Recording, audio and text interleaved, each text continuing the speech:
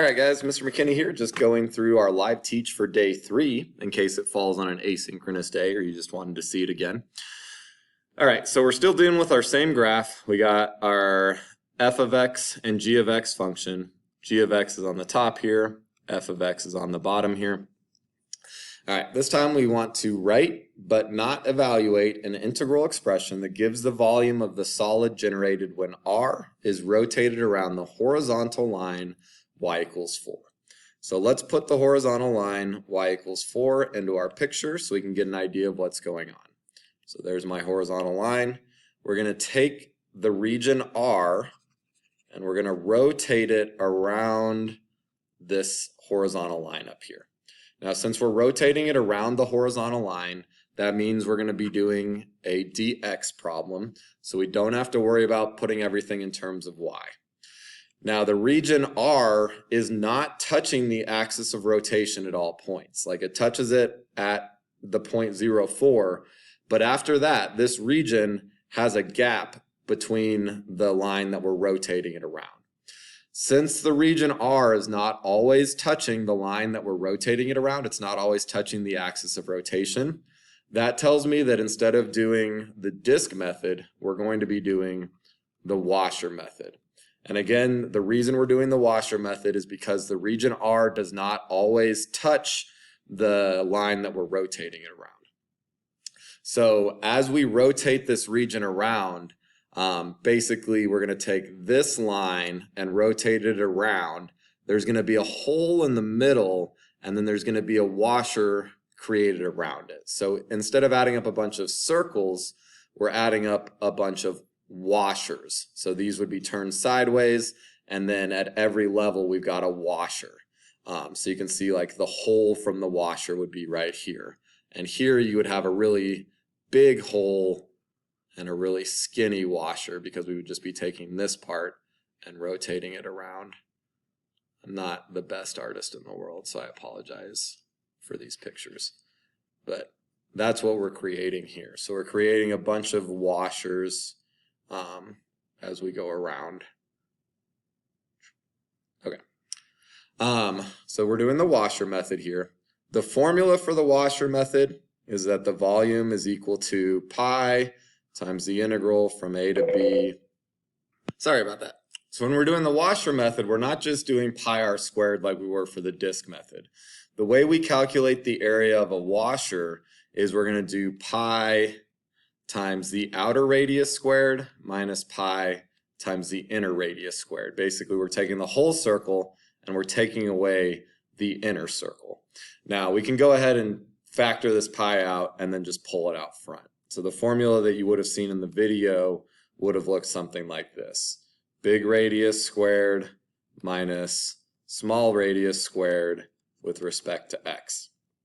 Now, each of these radii, your inner radius and your outer radius, so this is my outer radius, this is my inner radius, each of those needs to take into account the axis of rotation, so y equals 4. So let's come up with an expression for each of the radii first and then plug them in. A and B, since we're doing it with respect to x, A and B are my x limits, so we're still going from 0 to 2. So volume equals pi times the integral from 0 to 2 of something squared minus something else squared with respect to x. Make sure that you are putting in your squareds, like you always need to have pi r squared. And make sure that each radius gets squared, not a subtraction and then one big squared. We need to square each radius separately because we're calculating 2 circles and then subtracting them. Now again, for each radius, it's going to be the function minus the axis of rotation.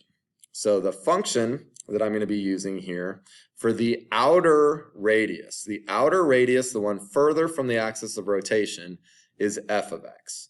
So this is going to be f of x minus the axis of rotation, and then this is going to be g of x. My inner one, the one that's closer to the axis of rotation, is g of x.